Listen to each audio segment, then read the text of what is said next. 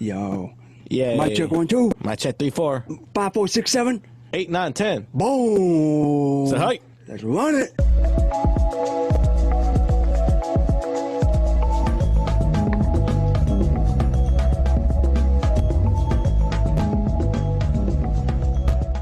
What's up, my guy? How you doing on this fine Tuesday, April 28th, 2020? I am April 28th. I don't even know what day it is. I am doing great. Looking forward to the Jordan documentary. That's every Sunday. It's the one thing I'm living for, it seems, for the end of every weekend. So, Same, brother. Same, brother. how have you been? You're listening to... Oh, I'm good, man. School. That's pretty much it. The school? Watching a new show that I'm about to be all caught up on. I can't really give... I don't really know what else is up with me. Besides, moving out soon. So that's another thing. Oh, you're moving out of the I'm house? going to be on the move. Okay. My lease is up. So I'm going back home. Gotcha. What show are you watching? What's the new show you're on? Westworld. Okay. It's on HBO. It's Terminator on steroids. Terminator on steroids. Seriously, once you watch it, you fully understand what I mean. Terminator on steroids. Yeah, I'm still just trying to find the time to watch TV. It's been rough. I know some people like Jordan right here. They're taking all the time they can on TV. Seriously. I'm envious though, for real. The one thing I did watch over I guess this past week or weekend was the NFL draft, 2020 draft. Did you watch it, Jordan? I know you were texting me all through it. Hell yeah, I was watching it. Hell yeah, I was watching that. What'd you think? What'd you first think of how everything went? Overall, I think they did a great job. Trying to incorporate Zoom and virtual video chat. They did pretty good. From what I watched, because I watched the first 3 rounds, so round 1, 2, and 3. No, it went smoothly. Seemed long. Not gonna lie, it seemed pretty long. Like maybe too long, but I mean, you can't blame them because everything's all technology. It was all obviously it's gonna be. I think it was all like the first actual run, and I didn't think they actually realized how long the teams would take. Dude, seriously. I was surprised because I didn't start watching the draft live until 40 minutes in. I started because I got home late. I started about 20 minutes after everything happened, and I just slowly caught up to the draft, and I couldn't believe that it was taking so long. So like the first pick happened, and I just turned everything off. I was like, I airplane mode my phone. That's why I wasn't responding to your messages at first, dude. I airplane mode my phone. I turned everything off. I shut my computer down. I threw my Apple Watch in the other room. I was like, I am not gonna get these spoiled on the one thing I've been looking forward to all week, right? And then the Cowboys draft CeeDee Lamb, and that's when I had caught up, and I think that was like almost an hour and a half in, almost 2 hours in. It was. And I was just like, I couldn't believe how slow it was kind of going in that first round. Oh, I know. And I didn't watch the second or past the first round. I didn't watch past the first night, so I wasn't sure. Did you notice that it sped up in the second day? You were watching? I did. Okay. Yeah, I kind of noticed that. But my question to you is, because you asked me already, so what did you like about the 2020 NFL draft? Because there was a lot of stuff happened. A lot of interesting things happened. Honestly, I really liked seeing every coach's or GM's like war room set up. Like I thought that was awesome, dude. You see Cliff Kingsbury? He has a football field in his backyard, dude. Yeah, no. I was like, damn, this dude, yeah. Dude. Yo, I'm full on. Yo, hold on. Are you gonna screen share it? Oh heck yeah, man! Are you kidding me? Have you seen that guy's house? Oh, it's amazing. You know what I'd probably say is the second best setup though is Sean McVay, LA Rams coach. Oh, his was nice too. This is nice. His is really nice too. I'll pull it up later. One thing I did like in the later rounds, I believe, was I think his name is Nike, Coach Belichick's dog. Oh yeah, the dog was doing the draft picks. Yeah, he was just sitting there. That's probably the most well-trained dog that I've ever seen, dude. I know. That totally makes sense. That totally makes sense that Bill Belichick would train his dog just like his team. He's a man, dude. He's a smart man. I give Bill credit. But one thing that I enjoyed was Coach Vrabel from the Tennessee Titans with the kids and that one guy in the bath. There was one guy just chilling in the bathroom. Yeah. If you zoom in, you can see him literally just taking a dump in the bathroom. So Coach Vrabel has come out and said that that's not what was happening, that his son was sitting on a stool. That would have been funny if he just went. But a lot of people don't believe it. I don't believe it either. But I mean, if you think about it, now that's a myth. Now we can sit here and debate, did that really happen? But I'd really rather not debate about somebody taking a dump in the bathroom. But it was funny how that whole thing happened because, like, watching it live, like, you would have never caught that. You would have caught the hillbilly, his daughter sitting Indian style, and then that one guy just standing there.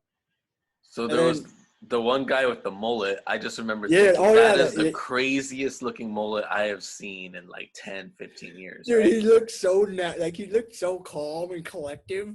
Like when they turned, obviously they had to have known they were going on live at some point. Right. But they looked so calm and collective. They literally were doing that the whole night. Honestly, how do you think Coach Vrabel felt with all that going on, like right there? Dude, he probably was like, we're about to blow up right now. We're about to be a meme. He's like, we're going to make the Titans #1 talked about of the draft. I know. I mean, a lot of teams had good drafts. They could have been, yeah. A lot of teams had good drafts, though. Who did you like the best? Whose draft did you like the best? Besides my team, Chargers did well. Miami did well. I really liked Miami's as well. They picked up a lot of needs. Patriots did okay, despite not going deep fishing for a quarterback, which some could argue wouldn't need to. No, I think they have a lot of confidence in Jared Stidham. That's his name. For a split second, my mind just went blank. Yeah, Stidham. So, what about you, Bo? What did you like? What did you like? I really liked Minnesota's draft. Minnesota, I think, did really well in the draft. Brought in a lot of players. I'm with you right there on liking who did we just Miami's draft. Miami had a great draft. Miami's. And I also think that the Tampa Bay Buccaneers had a great draft as well, picking up key pieces for their offense, Dude, they picked up an O-line. They're pretty stacked that exactly. They're so stacked that their skill positions, they're going in their passing game. So, they picked up basically a starting offensive line, easily. Easily, man. I of course loved my Dallas Cowboys draft as well. Same. Loved it. Oh my goodness. We'll get into that around the corner, but a little bit. Stay tuned. You're listening to the Ponte and Topete show. But right now I want to ask you, so me and you, obviously, we're sitting down watching, enjoying the first round. All of a sudden we see Packers trade up. Oh, maybe they're trading up to get a wide receiver because obviously we know they have wide receiver problems, deep wide receiver problems. See a lot of good wide receivers still on the board. Michael Pittman was there, a stud of a wide receiver. I thought he was going to be going there. But no, instead they decided to go ahead and do a Aaron Rodgers 2.0 all over again.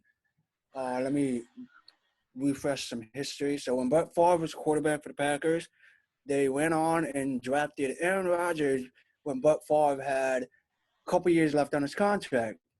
Let's fast forward seasons later, and the Packers do the exact same thing. And they went ahead and drafted Jordan Love out of Utah State. Now, I'm going to hold my opinions, but I want to hear yours first. When that happened, were you like, what are they doing? Or do you understand what they're doing? So when the trade first went through, I remember thinking they were reaching for a wide receiver. They were afraid that one of the receivers that they wanted was going to be taken by another team and that they were trying to trade for it. It was a huge shock when they announced it was Jordan Love, a quarterback. But I will say this, it is completely different from the Aaron Rodgers situation that happened almost, what draft was that, 2005? So almost 15, no, was it 2005? Hey Siri, when was Aaron Rodgers drafted? Might be. The Green Bay Packers drafted Aaron Rodgers with the 24th pick of the first round in the 2005 NFL Draft. Yeah, so 2005. Thank you, Siri. So 15 years ago, almost to the day. The one thing that makes it different is that Aaron Rodgers fell. People were debating back in 2005 whether or not to take Aaron Rodgers or Alex Smith with the first overall pick. Yes. And the San Francisco Niners were so bad they had the first overall pick. So they went Alex Smith, and Aaron Rodgers fell and fell and fell until the Packers are sitting there, and he was still there. Someone who was projected to go first was sitting there I think at 24 is what they got him. Yeah. But this is different because Packers traded up to get Jordan Love. He wasn't sitting there for them. They traded up over someone else presumptively. I think my point where I was trying to make is they drafted a quarterback in the first round. Right. They really didn't need to. I think that's what I probably should have said or try to say, but you basically nailed it in. So I mean, it's almost the same situation. The only thing is that they didn't trade up. Yeah, the coaches, I think from what I was hearing on Dan Patrick this morning, I think the coaches were against picking Aaron Rodgers, but the scouts and the GM were saying that he was the only first round graded player they had still left on the board, and that's what they did. And look, it paid off for them. I would argue it's definitely paid off for them. Even though it's only one Super Bowl, I think Green Bay will always be in debt to Aaron Rodgers for giving them one Super Bowl. I mean, he went on before the Packers went on to draft Jordan Love. He did say he wanted to stay a Packer for life. Hopefully, stay there. We'll see what happens. We're never gonna know how Aaron Rodgers feels about this. It's something that we're probably never gonna know until the season starts. Let me get your take. Do you think he retires a Packer? Damn. I don't think so. I think he plays for someone else. A la Tom Brady, a la Peyton Manning. A lot of people are saying that. A lot of people are saying with the way that the Packers organization is going, a la Joe Montana, not drafting a quarterback. Not drafting a wide receiver. Yeah, so a lot of the NFL great quarterbacks end up playing for other teams after their. You imagine? What's that? Super really random scenario. Aaron Rodgers goes to a team that has a young quarterback that's been struggling, helps him out, but that team is good, but they just don't have a quarterback that's solid. Who's that? New England. I don't think so. Hey, I mean, I don't think they're gonna pay Aaron Rodgers what he wants. So. Plus, it's yeah. I mean, I think we could take a whole episode on debating what the Packers are going to do, and that's how gigantic of a splash their draft made for all the wrong reasons. Seriously, for all the wrong reasons. So you're saying that he is not going to be a Packer. I'm going to go ahead and join you on that one. He's not going to be a Packer to the end of his career. If he is, then he did what Brett Favre did, sucked it up, and just went with it. Play for the Jets for a year and then book it to where he actually wants to go. No. Yeah, another thing I didn't like. What was that? Oh, go ahead. What's another thing you didn't like? No, go ahead. I was going to go off about the Packers draft. Oh, I was going to talk about how actually we kind of mentioned already. Actually, no, we didn't. Burrow to Cincy tour. going to the South Florida, Miami Beach. Oh, yeah. And Cincinnati Herbert coming to the home. Herbert coming to the City of Angels. Oh, yeah. I mean, there's a lot to talk about. There's a lot, man. It's awesome, good stuff, man.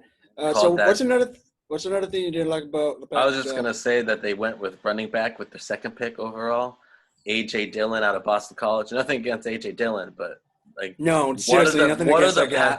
What are the Packers doing drafting a running back when you had one of the top 2 running backs in the league last year? It's just really one of those situations. They drafted 2 players who don't improve them. I don't want to say improve, but they drafted 2 players who don't improve their position grades at their team, on their team, for next year. And they were 1 game away from the Super Bowl. Hope Chili is okay. Yes, me too. But let's talk about those other teams, Jordan. Man. Justin Herbert coming to sunny Los Angeles for the LA Chargers. Sunny Los Angeles. Justin Herbert, Oregon quarterback, is coming to the City of Angels, man. Do you think honestly what happened? Do you think he starts, or do you think it's Tyrod for the first game? Tyrod's going to start. I heard on Pat McAfee show this morning from the GM of the Chargers saying that Tyrod is a starter, official starter, until proven otherwise, meaning until Justin Herbert can basically show himself that he deserves to be a starter. Basically, I feel like they're doing the same thing that all teams with a rookie quarterback do. Start the vet, let the rookie work his way up, and then potentially start him. He's not starting straight from game 1. That's not what – I don't think that's happening. End of the season, do I see him as a starter, depending if Tyrod can lead the Chargers to the playoffs? Because obviously we know they didn't make it last season, so I think they need a quarterback to give them that push, that edge to help them. Because on defense, they have it. The defense, they have it. Wide receivers, they have it. I mean, you got to remember Phillip Rivers. He was playing really bad last year for them. So just throwing interception after interception when they were trying to win games. And then they added a new defensive player, Kenneth Murray. And so that's another addition for the Chargers defense. So they did good, man. I think they did all right. They traded up to get Kenneth Murray. Right? Smart too. That's actually very smart of them to do. Yep. So good for them. Good for them. What about you, man? Any thoughts on a team that you like that we might have missed before we get onto our own? Cincy, good job. You didn't trade away Joe Burrow or the rights to draft Joe Burrow. Miami is staying, and this is exactly what I said would happen. Miami stayed where they were, and Tua was still there. So they ended up just getting him. And they did their work with the other 2 draft picks, because they had 3 first-rounders. So they could afford – They needed to. They could afford to, wait around and see. But they needed to get their franchise guy. And you have to remember, Ryan Fitzmagic is still on contract for 1 year for them. And he, if Tua's not ready, and if they want Tua to sit, even if he is ready, but they want him to sit a year and learn, who better than the Harvard man himself? Fitzmagic. Who didn't let them tank last year. Good for him, man. Good for him. All right, man. So I think you're listening to the Punte Interpete Sports Talk Show. I'm looking very forward to this next segment that we got going on. Since me and you both have a favorite team, I say why not discuss what we like about our prospective teams drafting. I'm going to let you go ahead and start, man. Dallas Cowboys, obviously we know CeeDee Lamb drafted first. Right. But what else did you like about Jerry Jones' draft choices? Because I liked them. So I want to hear your thoughts. So one thing I will say is that, the Cowboys selecting CeeDee Lamb, I know a lot of people were saying that the Cowboys were going to go play it safe and select a linebacker or some sort of defensive player. But for them to go with CeeDee Lamb, someone that they rated their top receiver, and who I also rated my top receiver in this draft, and to see other receivers go before him, I thought it was a blessing in disguise. And it looks like Jerry did too. So we got CeeDee Lamb, who plays very well, who played very well in the slot last year in college, and will fit perfectly, I think, with this offense when you have both Michael Gallup and Amari Cooper on the outsides. I said Michael Cooper because I've been thinking of the NBA for some reason. Shout out Michael Cooper. Second pick, Trayvon Diggs. I really liked, as I said earlier, I was at work. I got the notification on my watch, and I was like, yo, we got Trayvon Diggs, brother of Stephon Diggs of the Vikings. Yep. And a lot of people, might have not had him ranked as highly as I did, but I think he's a really, really great corner who plays really well off instinct. And you can always teach a guy up on technique to make him better. But when a guy has that instinct, you can't teach instinct. And you got to go with guys who play with that, instinct when the ball's in the air. You have to remember, he was also a receiver who turned into a defensive back in college. So when he plays the ball in the air, he's able to find it and locate it like a receiver would. So I think he has tremendous upside. And then the two picks outside the first two I want to highlight that I think are really going to shore up our defense. Because last year our defensive line play, especially against the run in some games, was shaky. We got two defensive line players, or at least one interior, one edge player I think are really good. Do you know who they were? Yeah, Neville Gallimore. He's a 3-tech defensive tackle out of, I believe, not Ohio. Oklahoma. State? No, I think it was Oklahoma. So Neville Gallimore, he has a really quick first step, and he played really well against the run. Now, our edge rusher we got was Bradley Anai. He, I believe, is from Iowa, and I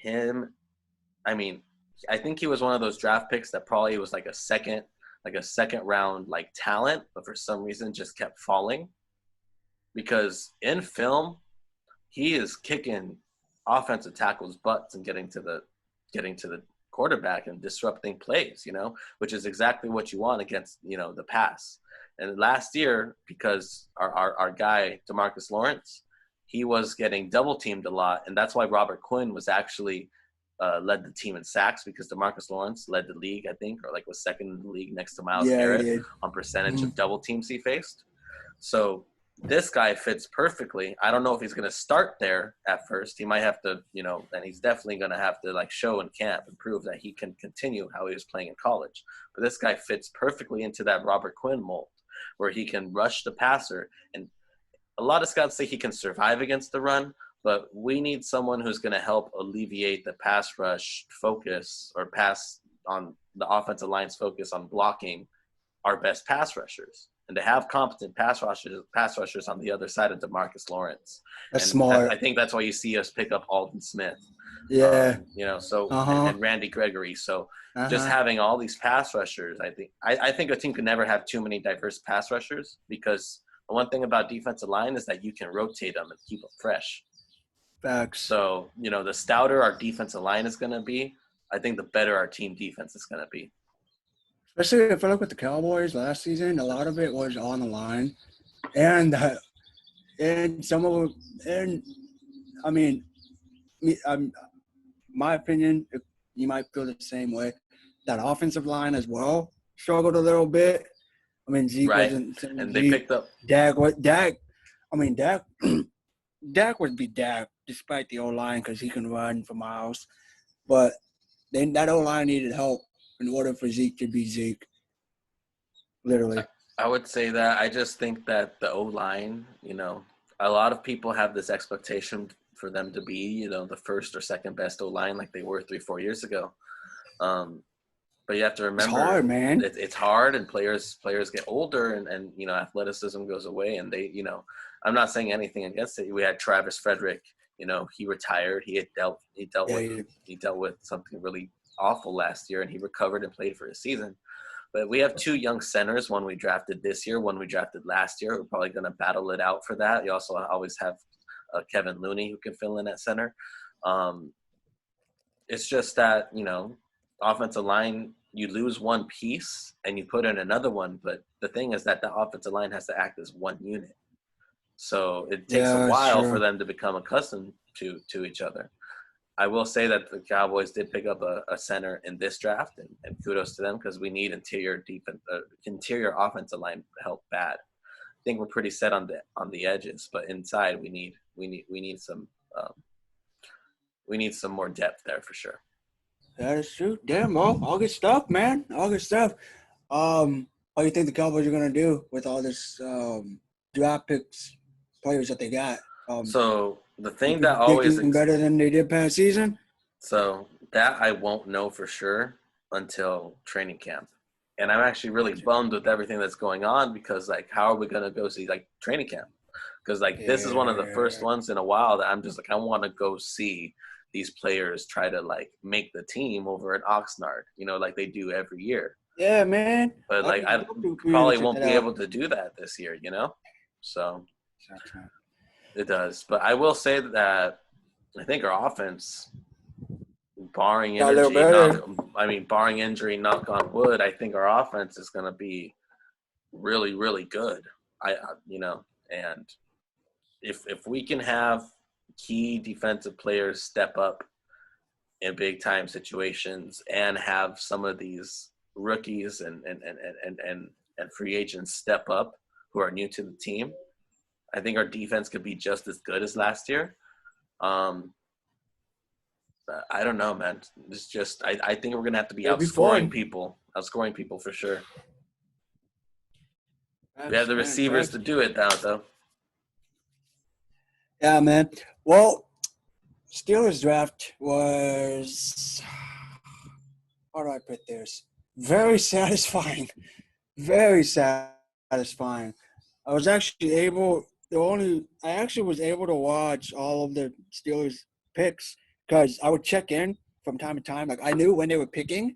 So like I'll go back and check and see, always pick like one something. I'm like, ooh, okay, so they have 2 more picks and then Steelers go and pick. So I'm like, I'm gonna come back and watch. Like I watched like every pick that the Steelers could have possibly have gotten from this draft. So my takeaway from this is the Steelers drafted exactly what they needed to do. Despite not picking up a quarterback, a lot of people thought they were going to get a quarterback. A lot of people thought Jalen Hurts or, believe it or not, Jordan Love was coming. But as you can see, Packers just said, screw it, we're going to go ahead and draft this kid. Maybe that's why they moved up. They wanted to beat the Steelers. They wanted to beat somebody.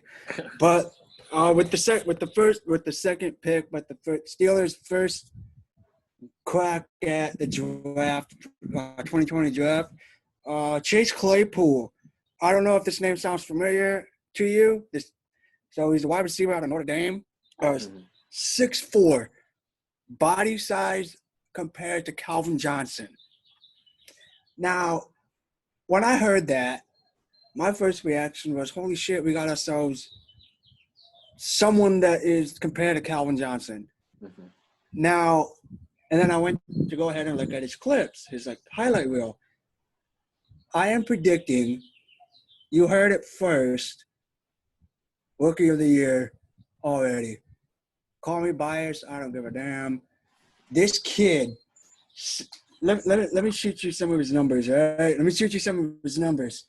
I may be high right now, I may be drunk right now, you don't know. But his numbers, 1,307 yards, 2009. That's not even his past years. 13 touchdowns. All right? Body size of Calvin Johnson, runs faster than Calvin Johnson. That's like, you mean to tell me we got lucky? Second rounder? Shit, I'll take him. And then we move on, third round, and we needed some help on defense. So I'm like, all right, we're going to go ahead and get a defensive tackle to replace Hargrave, who retired. Or we're going to go ahead and get a backup for Bud Dupree or TJ Watt. And what did we do? Exactly what was needed. Went ahead, defensive back, Charlotte, Alex Highsmith. Never heard of the kid. Don't know nothing about him. So I couldn't give you an opinion. Couldn't give you a right then and there opinion because I had no idea who the kid was. Went, did some research. 68 tackles, averages his average in the season was 14 sacks. Holy shit. Was my first reaction to this kid. So, as you can see, I'm pretty thrilled and very excited for how we drafted. Hat goes off to the Steelers because if you look at our past receivers that we drafted in the draft, we for some reason don't miss. When it comes to wide receivers, we don't miss. Antonio Brown, Washington, Juju Smith-Schuster, wait on it. Just wait. Let him develop. Who else have we drafted in the past?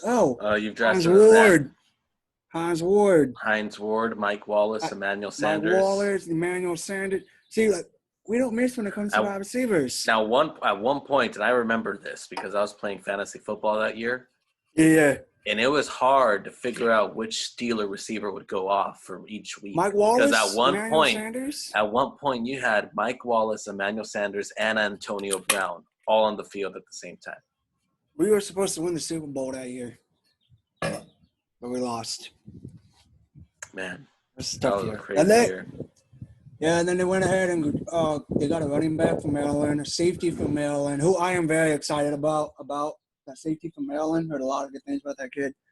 Then we got an offensive tackle from I can't think of his college. And then we got another defensive tackle for Nebraska. So we did exactly what we needed to do. As far as the quarterback position goes, they're going full throttle with Ben. Full throttle with Ben and full throttle with Mason Rudolph as a backup. Do I like that? No, but am I going to have to suck it up and just roll with the punches? Yep, because that's what happens when you're a fan of a team. So I'm always ride and die with Ben, but the way that the AFC North is planning out, Joe Burrow, Baker Mayfield, and Lamar Jackson, all three of these quarterbacks have one thing in common. They can run out of the pocket like no other. Ben can't do that. Neither can Mason Rudolph. So unless we're going to go ahead and do the Drew Brees route where he stays in the pocket and throws in the pocket, all right. I mean, all right, the league's developing, the league's changing. I'm saying change with it. Change with it. Okay. So, yeah, that's my take on the Steelers, man. So, overall, great stuff. I enjoyed who we got. Definitely looking forward to it as you are about your team. Yeah, I just want to say really quick, I messed up. I'm really bad at remembering the draft picks colleges. So, the two I wanted to shout out, I was right about Neville Gallimore. He went to Oklahoma. But to Bradley Anae, I'm really sorry. I said Wisconsin. On the tape I was watching, he was playing Wisconsin. He went to Utah. Bradley Anae went to Utah. And was giving Andrew Thomas from USC work last year. So yes. When I saw that, I was like, oh, damn, this guy can play. So yeah, man. I'm excited for this year. Really excited for this football season. However it's going to be. I watch every SC game. That's why I was excited when Jackson got drafted. That old tackle, the OT. So I was excited when Jackson got drafted. He's a good prospect. He has very good feet. And Michael Pittman went to the Colts. My best friend has officially announced that she is becoming an Indianapolis Colts fan because of Michael Pittman. Hey. Not lying. That's her words. So I'm going to be a Colts fan because of Michael Pittman Jr. I was like, well, Juju Smith-Schuster's on the Steelers. Just that conversation got left hanging. I'm like, all right, go ahead, be a Colts fan. I will say this. I will tell you, huh? I will say this: if you're going to be a Colts fan, you have to go to Lucas Oil Stadium. It is beautiful over there. Oh, I know. I've heard a lot of things, and now is a good time to be a Colts fan too. I mean, they're rebuilding. Yeah, well, you could always be a part of a brand new dynasty. is what everyone says with building. Facts. And Well, even though the Packers shouldn't be, they're building one as well. Rebuilding now. You're listening to the Ponte and Topete show. I got something very exciting for you, man. I'm going to bring back something that we used to do in the past, kind of faded away from me, and I'm going to reborn it. It's reborn. It's reborn. So I got a today in history for you. You ready? Yes. So this happened. A today in history. Minneapolis Lakers moved to the City of Angels in 1960. They moved in 1960. Moved in 1960 to the City of Angels. Nice. Team owner Bob Short took stock in the success of the San Francisco Giants and the LA Dodgers. He owned both teams at the time. Mm-hmm. And it goes on to say in the article that I was reading, quote, he said he had in mind Brooklyn, Pittsburgh, Pittsburgh, Washington, LA, San Fran, Baltimore, and Cleveland. But he said his least likely choice would have been Brooklyn. Really?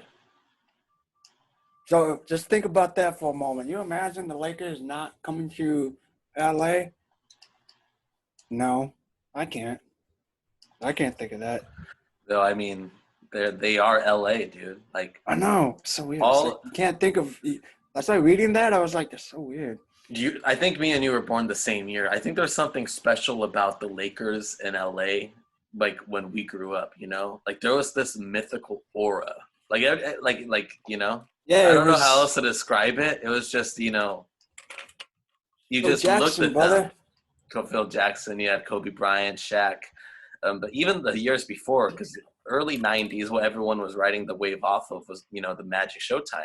So I think we kind of coming at the end of that, it just kind of shows like it was huge. Like basketball was huge, and it still is. It's always been a staple of the culture out here. Facts, man. Hella facts. And then moving on. We got some NBA news. There's some NBA news. Oh, yes. That's what I'm excited for. Yes, in case you have not been paying attention, don't worry.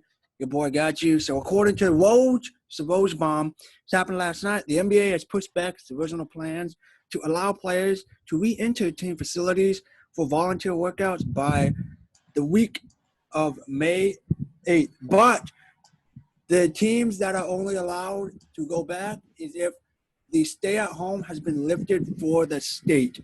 So the Lakers spoke on it saying that they will return unless it's healthy. The Atlanta Hawks have said the same thing. So I'm going to assume all the other teams are on board with what most of these other teams are saying. So it looks like we are on set to go back to training for possibly jumping back into the 2020 season. But it's all up in the air. It's just based on if we can get testing done, if it's safe for the players to return. MLB feels the same way. So it seems like all the sports teams are optimistic about the return. So it's just a matter of testing if it's safe for us to return. You have any thoughts on the news that I just read to you and read to our viewers today? I'm really excited about it. I just hope that it's not, you know, too early with everything going on still. But super excited because, you know, I really miss sports, dude. Like I miss it so much, man. Same, man. Like I miss just waking up and watching all the highlights of the games I missed because I was at work, you know, because it's like wake up and it's like, well, what else is new, you know? Dude, everyone's just, I mean, there are stories out there, but it's just kind of like everyone's running with that same one every day. And a lot of it's the NFL. Don't get me wrong. Love it. Love all the NFL. But shout out to the NFL draft for keeping us afloat. I will say this, though. When all sports come back, do you think it's going to be kind of crazy? Because, like, all the sports will be running at the same time. You're going to have the MLB going almost head-to-head against the NBA, and you're going to have really early off-season NFL. And the hockey was going on too, so it's just like all these sports that are usually separated throughout the year, they're all going to be going on at the same time. You think it's going to be an overindulgence of sports on the market?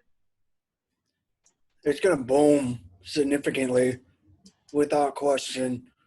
Like all those cable providers, the viewership. But dude, you even saw it, this past draft was the highest it's ever been. Yeah, one of but the highest. People are like for sure. in need of sports right now. Like there are literally people that's just bored. I would love to see what the numbers are for the Michael Jordan documentary because I'm sure everyone is watching. It's huge. No, it's actually huge. Yeah, it's one of the biggest. The numbers for episode 1 and 2 was the highest of any ESPN documentaries that they've aired. Got to capture that captive audience. Whoa! You know? People are missing it for higher real. Than the OJ documentary that they released. I remember that one vividly. I remember watching that with my dad. The OJ doc, too, where it's like a 5-parter. Man, that was a good doc. That one was. But speaking of doc, back in time. What happened? I said that was a really good one. I remember watching that one when it was live too. Because we never got to live that, so all we got to do is just look at the highlights of all the stuff that happened with that whole OJ thing. It's interesting. But anyways, now that we're on the topic of documentaries, leads us to our next segment. Damn, that was smooth, calm, and collective, my guy. So, Michael Jordan documentary. It's exactly what we're going to discuss next. I couldn't wait to discuss it with you. We were discussing it off air a little bit, but we didn't want to get too much into it because then we would have absolutely nothing to discuss. Right. But, do you want to give the highlight, like the rundown highlights, or do you want me to do the rundown highlights? I think either one's fine. I watched it. I think I came home from work early that day, made sure I watched it live, popped some popcorn, was just sitting there watching it, enjoying the time, right? And nice. I'll say exactly what I said, I think 2 weeks ago or last week when I saw the first one.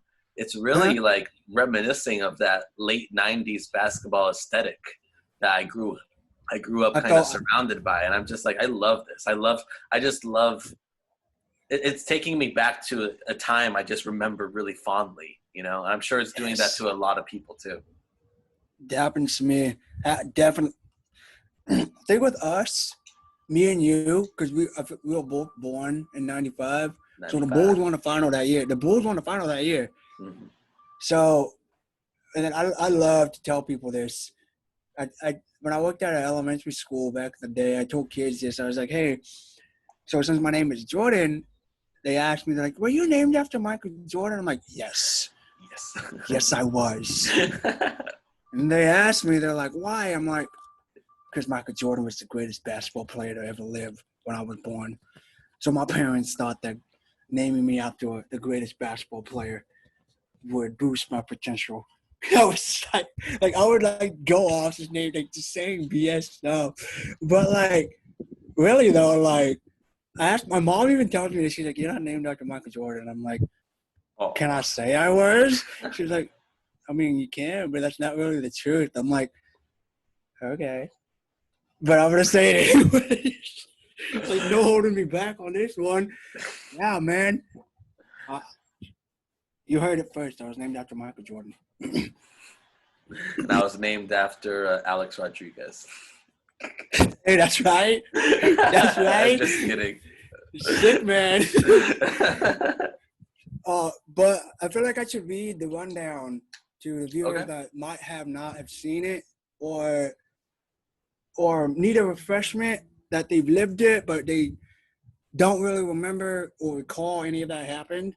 So episode 3 and 4 was basically you have Coach Doug Collins getting bumped out of Chicago for Phil Jackson because Phil pushed for the triangle like no other.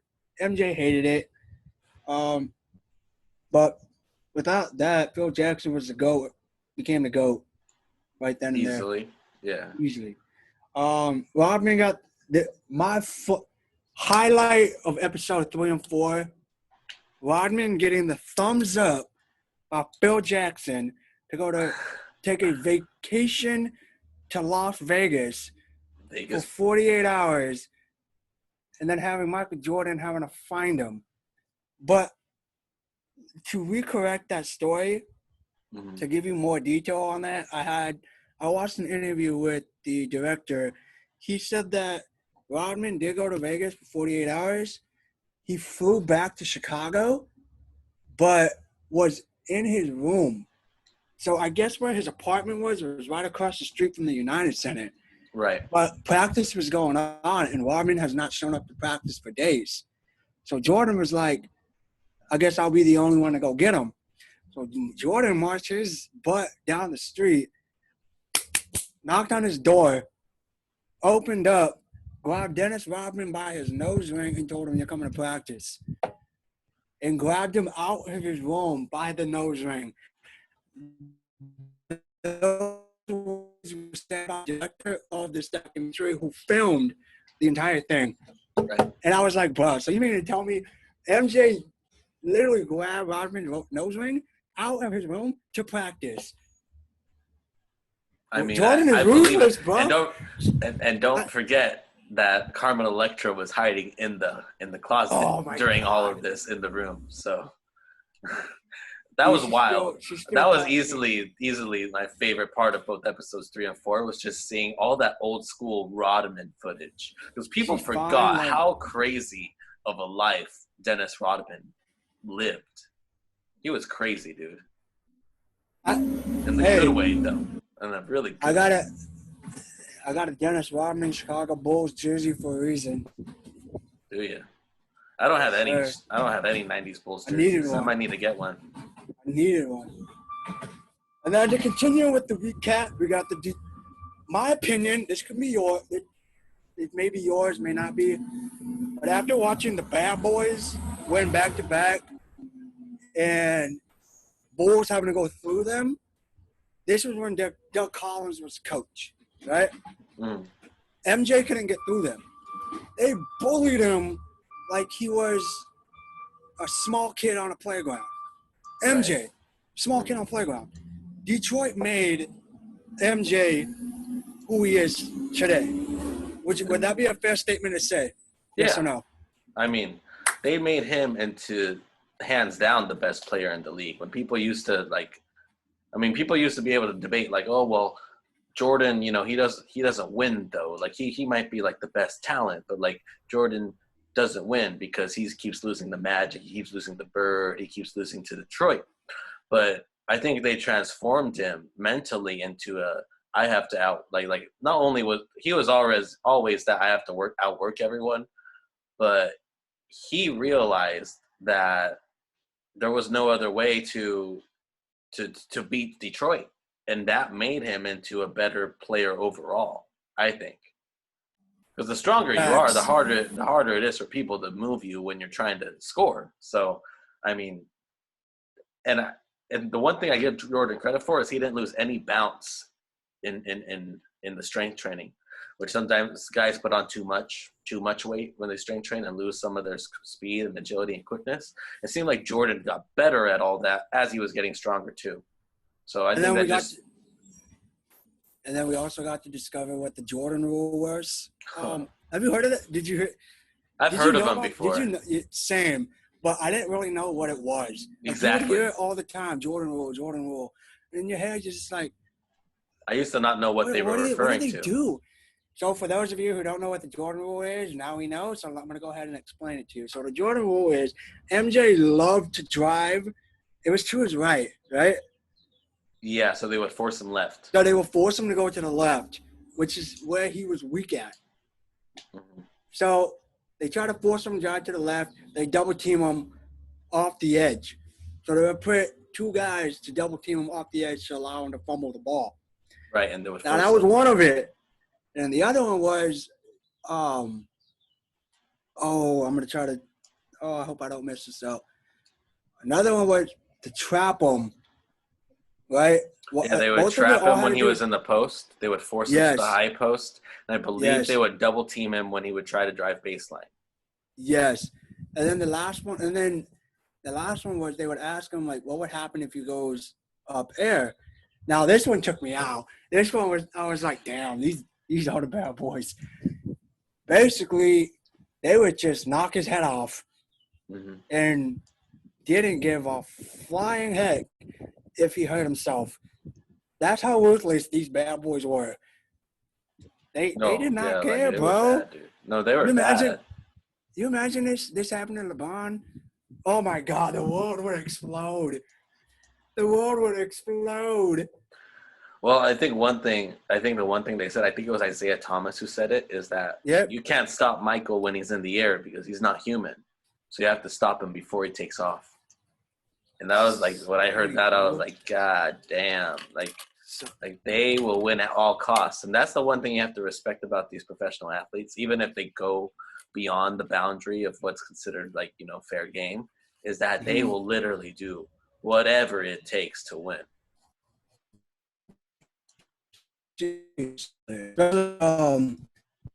What's his face?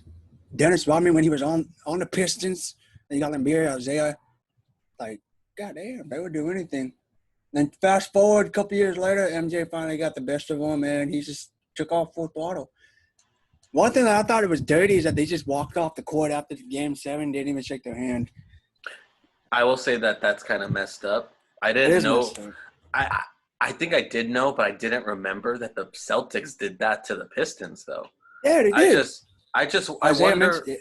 Yeah, right, and they played in the documentary. And I wonder, like, why were they doing that? Like, why? I've never seen a clip where Magic doesn't do that, And not even Jordan, because Jordan, I showed them their homage in beating them when they were playing back then, gave them. He was literally just standing there looking at them, walking off. Oh, yeah, because they had to walk past the bench. They had to walk past the bench with their heads down. So awkward, bro. I was like, damn. Like, to me, it speaks. I don't want to say too much, but I would have a hard time. If I was Michael Jordan too, I'd have a hard time, I guess, not accepting that someone did that to me, but like forgiving someone who did that to me. Will. Yeah. So episode 5 and 6. This Sunday. Kobe's featured in it, bro. Oh man, this is Kobe. Kobe is not ready for that one. Kobe gets his moment of shine discussing about that Bulls team playing against them for a little bit. So I'm excited. I'm excited to hear what Kobe has to say about MJ. No, go ahead. Go ahead. No. I was just gonna say not only that, but did you see the news that there was a documentary team following Kobe for his last season in LA? So there might be a documentary for that coming out. I would love to see that. I'd love to see that for sure. I got a question for you, though, before we move on. Lexi's question of the day will also be posted on Twitter, so you can go ahead and check that out. Actually, I got two questions of the day. The first one, I already tweeted. Let me check to see how many people viewed it. I also asked around a couple people to get their thoughts on this. We discussed it earlier. Who is going to win the NFC South? Favorites to win the NFC South. Early favorites. I'm saying the Saints. What you going to say? So in the AFC South, you have the Saints, the Buccaneers. NFC South, you have the Saints, the Buccaneers. Who else is in it, Jordan? Saints, the Buccaneers, the Panthers, and Falcons. Okay. I think we went over this a couple weeks ago, and I still have the same thinking. I think the Saints will be first. Okay. Tampa Bay will be a wild card, first-seeded wild card, the 5th seed. Okay. And then you have the Panthers, and then the Falcons. So I think the Saints will definitely come first in that division. And what do you think about them getting Jameis Winston, by the way? Oh, that's good for them. That's definitely good for them. And I'm good for Jameis, too. Dude, well, man. I'm not hating. It's a great situation. He's definitely never – the thing that I believe is never going to happen, he's never going to have a 30-30 type of career ever again. That's like one of those once in a lifetime. That's like once in a career type of moment. Dude, the Saints gave him a second chance after that. So you really think he's going to do that again? No, I don't think so. Probably not. So. And then my second question of the day. Questions. It's probably adding S on the end of that. Questions of the day. Second question is back to the Dennis Rodman topic that we were discussing about. Is Dennis Rodman up there as the best defender to play the game of basketball? In your opinion, yes or no? Best defender in the game of basketball. So when you say best defender, do you mean best on-ball defender? Or you mean like all of defense? All in defense. Blocks, steals.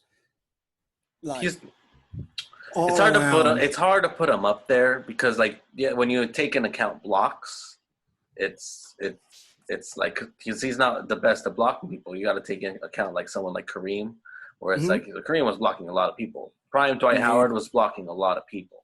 So I think he's definitely up there for one of the best on-ball, and not only on-ball but off-ball defenders as well, because his instincts on the defensive end of the court were unparalleled. He knew exactly how to be able to get the ball back for his team for their own possessions.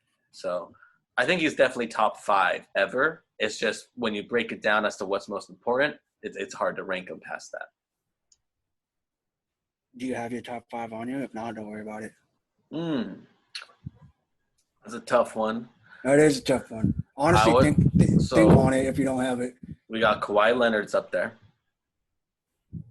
This is not in order, right? No. I'm just thinking. Cool. You got Kawhi Leonard.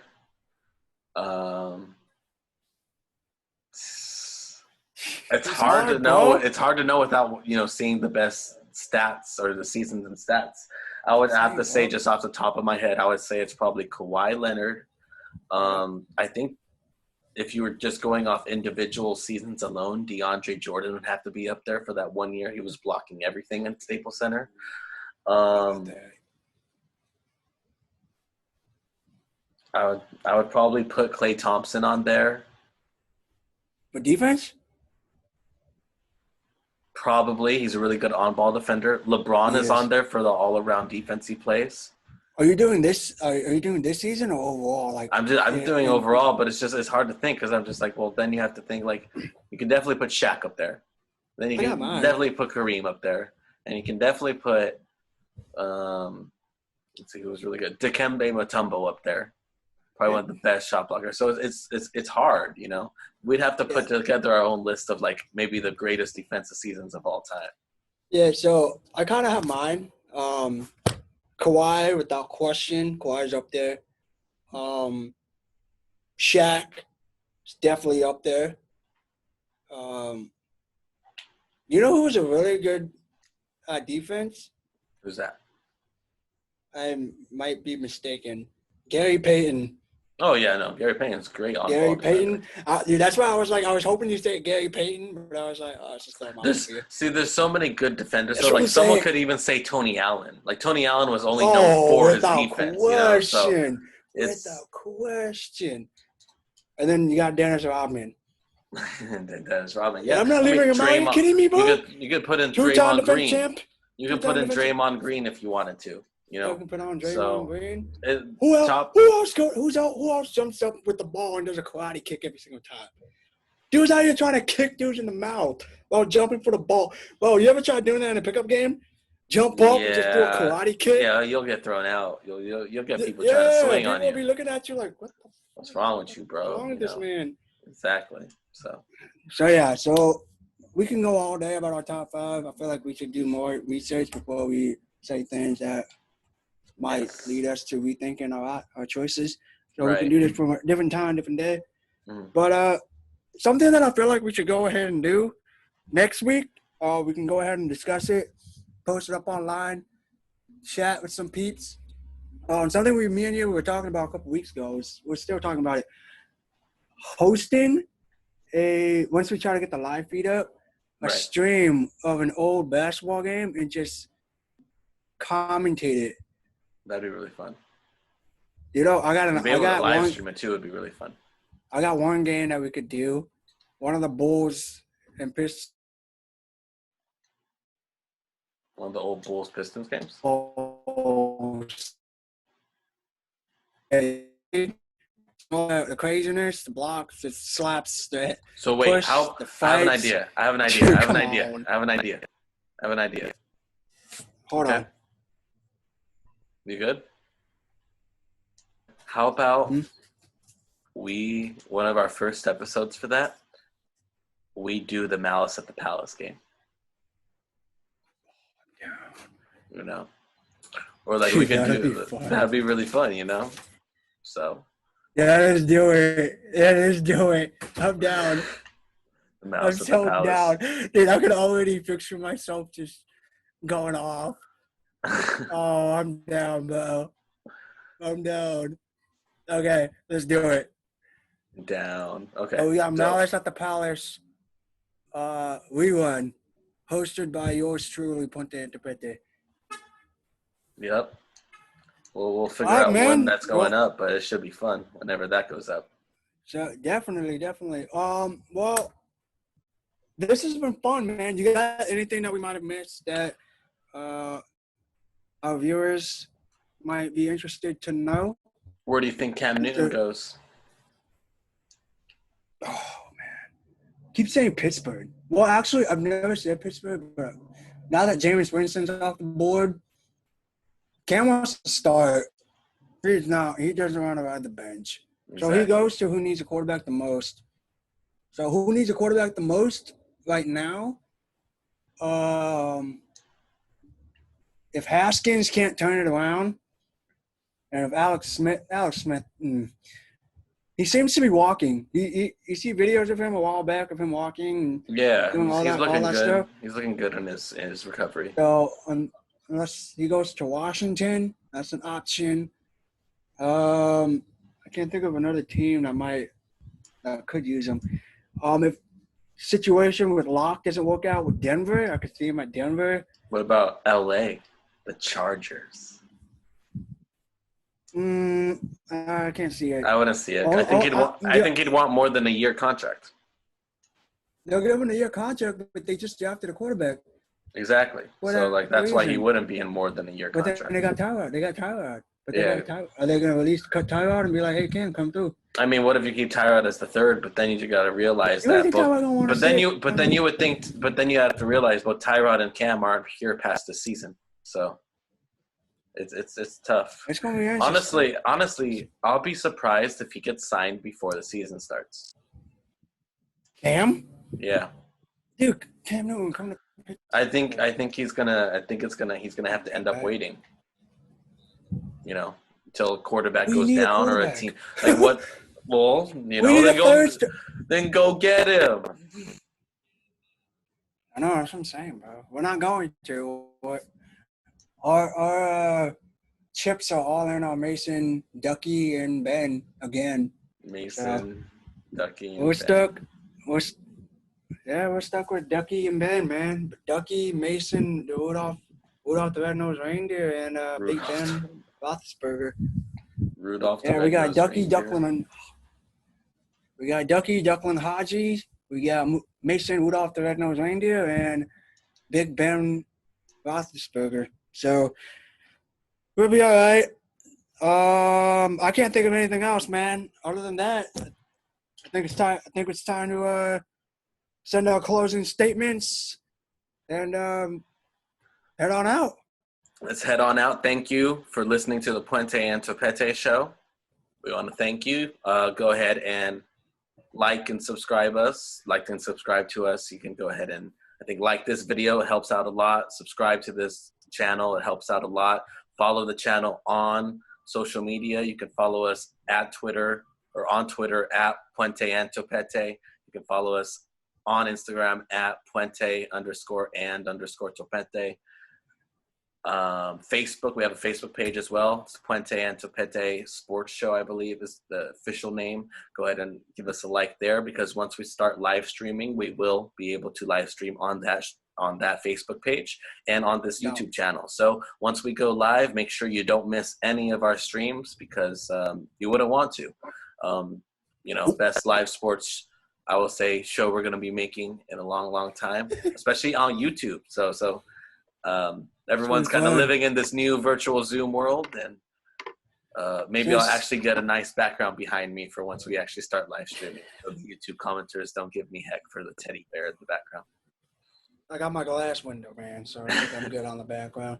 So you can follow me on Twitter if you so please, Rexy_X_95, all social media platforms such as Instagram. You can also find me on Instagram. As Alex mentioned earlier, go ahead and hit the subscribe button on YouTube. It really helps us out. We will obviously want to thank everyone that has subscribed in the past, that has viewed us. Without y'all, then damn, all it takes is one person. So shout out to whoever is listening during these tough times. Try to bring the best sports show that we could possibly bring with what the resources that we have. So with that being said, thank you. We hope to see you next week. We got a great show planned next week. You're not going to want to miss it. Hopefully we can get up on YouTube Live so you all can watch us. Hit comment on us.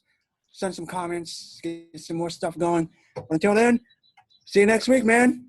I'll see you next week, Jordan. Stay tuned. Stay tuned.